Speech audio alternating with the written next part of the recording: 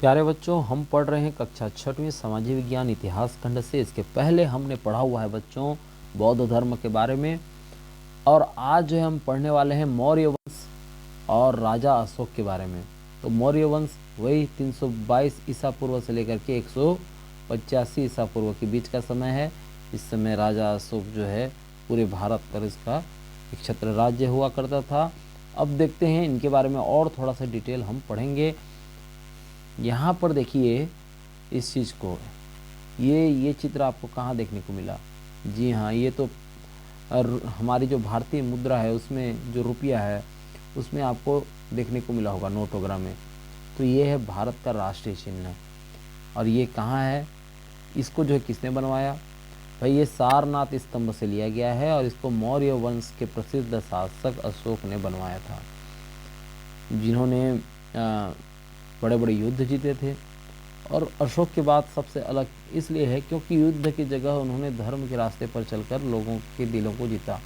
जब तक वो युद्ध करते रहे, भले उस समय किसी ने जो है इन्हें पसंद नहीं किया, लेकिन ये युद्ध को छोड़ करके जब इन्होंने धर्म का रास्ता अपनाया, दया प्रेम और करुणा को अपने शासन का आधार बनाया, इसलिए जो है अशोक जो है फिर बाद में इनको लोकप्रियता मिलती गई।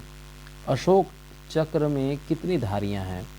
देखिए 24 धारियाँ हैं। ठीक है, 24 धारियाँ का मतलब ये है कि 24 घंटा हमको अनवरत विकास की ओर आगे बढ़ना है। इसके पहले तो चंद्रगुप्त मौर्य भी हुए थे, बिंदुसार भी हुए थे, लेकिन अशोक ही ऐसे मौर्य वंश में हुए थे। अशोक के जो दादा थे चंद्रगुप्त मौर्य, वो भी वीर और साहसी थे। चाणक्य नाम के एक बुद्धिमान पंडित की मदद से चंद्रगुप्त ने मगध के जो राजा हैं धनानंद, उसको हरा दिया था। तो उत्तर पश्चिम के कई हिस्सों को जीतने के अलावा उन्होंने सिकंदर के सेनापति सेल्यूकस को भी हराकर यूनानी राजाओं का आगे बढ़ना रोका था।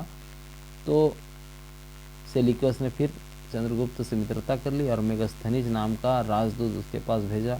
चाणक्य एक अच्छे लेखक भी थे, उनकी पुस्तक जो है अर्थशास्त्र, उस समय की शासन व्यवस्था के बारे में काफ़ी कुछ जानकारियाँ उससे मिलती है। और मेगस्थनीज ने जो भारत में जो कुछ देखा वो इंडिका नामक उनकी जो पुस्तक है उसमें उन्होंने वर्णन किया है, जिसमें उन्होंने लिखा है कि भारतीय सभ्य थे और घरों में ताले नहीं लगाते थे, मतलब किसी प्रकार की कोई चोरी नहीं होती थी। वो गांव में रह करके खेती करते हैं, अच्छा वेतन मिलता है।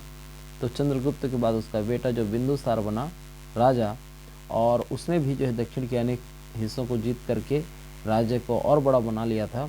बिंदुसार के बाद जो है अशोक जो सिंहासन पर बैठा, इस समय मौर्य राज्य बहुत बड़ा और शक्तिशाली हो चुका था। तो अशोक भी अपने पिता और दादा की तरह वीर और साहसी था।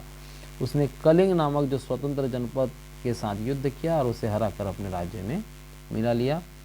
तो ये था कलिंग युद्ध के बारे में जिक्र करना बहुत ज़रूरी है जब राजा अशोक को हम पढ़ते हैं, सम्राट अशोक को।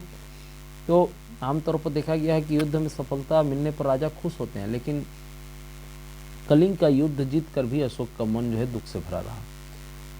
लाखों सैनिक मारे गए, हजारों घायल हुए, अनेक स्त्री बच्चे बेसहारा हुए। इन सब का दुख जो है देख करके मतलब उनको पता चला कि युद्ध से मिली जो भी सफलता है ये सब बेकार है, और उन्होंने संकल्प लिया कि अब वो युद्ध कभी नहीं करेंगे और निश्चय किया कि हथियारों से इस शत्रु को हराने के बजाय धर्म के रास्ते पर चलकर लोगों के दिलों को जीतेगा, जिससे लोगों की भलाई हो सके।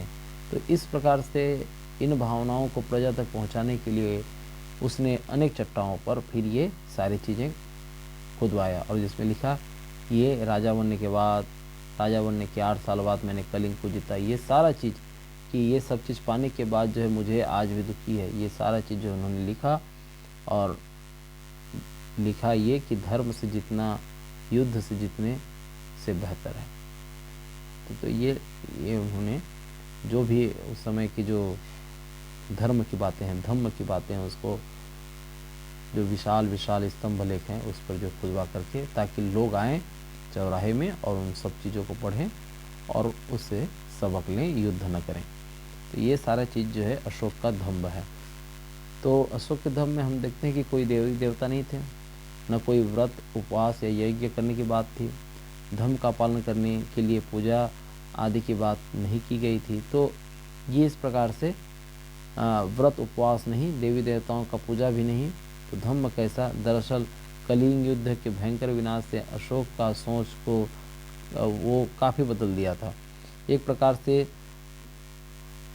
वो जिस तरह से पिता अपने संतान के प्रति व्यवहार होता है, वैसे ही अशोक का व्यवहार अपने प्रजा के लिए हो गया था। जब लोगों को झूठ बोलते या गलत आचरण करते या मुक्त प्राणियों के प्रति हिंसा करते और धर्म के नाम पर आपस में संघर्ष करते देखते तो उन्हें दुख होता था, और राजा होने के कारण उनकी ये जिम्मेदारी थी कि प्रजा को सही राह दिखाएं। यह काम उनके धर्म महामात्र नामक अधिकारी कर रखे, जो कि गांव गांव नगर नगर के दौरे कर प्रजा को सही व्यवहार की बातें बताते थे। और ये सारी बातें जो है पत्थरों के स्तंभ, जो खम्भ है चट्टानों पर, ये खुदवाया गया। देखिए किस प्रकार से लिखा गया। यहाँ किसी जीव को नहीं मारा जाएगा, शाकाहारी होने की बात किया जा रहा है, अपने माता पिता की आज्ञा का पालन, आज्ञा मानना अच्छा है, ये भी बताया जा रहा है। तो ये सारी चीज़ें जो हैं यहाँ लिखी हुई हैं, आप जो है इस चीज़ को आप पढ़ सकते हो। अशोक की शासन व्यवस्था हम देखें तो कैसा था। उनकी राजधानी क्या था, पाटलिपुत्र था। और जो राजा के सहायता के लिए जो योग्य लोगों का दल था उसको मंत्री परिषद कहा जाने लगा। उन्होंने अपनी पूरे विशाल राज्य के देखभाल के लिए 4 प्रांतों में उन्होंने बांट दिया। उत्तर में तक्षशिला, दक्षिण में सुवर्णगिरी, और पूर्व में तोसली, और पश्चिम में उज्जैनी। तो इनका देखभाल जो है आसपास के जो भी इलाकों का देखभाल राजकुमार करते थे, और वो अधिकारी और कर्मचारी के सहयोग से जैसे करते थे। तो ये कर्मचारी गांव और शहरों में व्यवस्था को संभालते थे।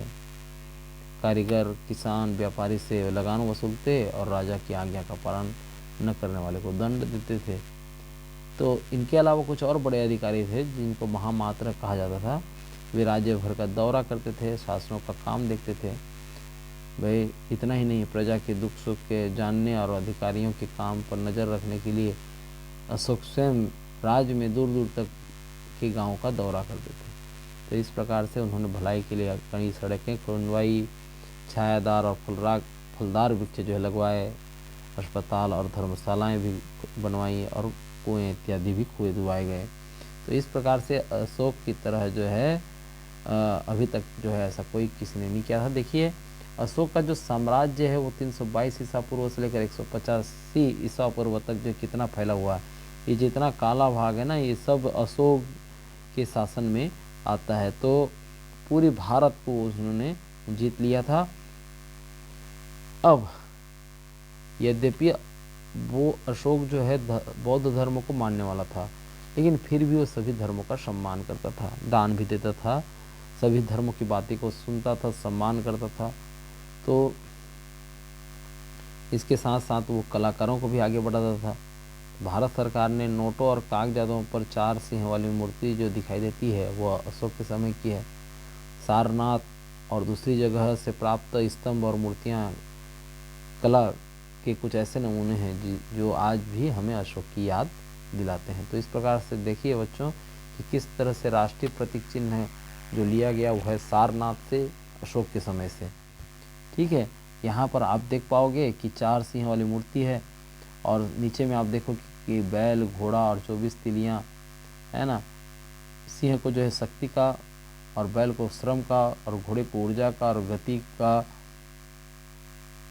और चक्र को जो है निरंतर कार्य करने या प्रकृति का प्रतीक माना गया है। नीचे में सत्य में जयते लिखा गया है, अर्थात केवल सत्य की जय होती है। तो इस प्रकार से अशोक के बाद मौर्य वंश जो है 50 वर्षों तक और चलता है, बाद में फिर उसका स्थान जो है छोटे छोटे राज्यों में ले लेते हैं।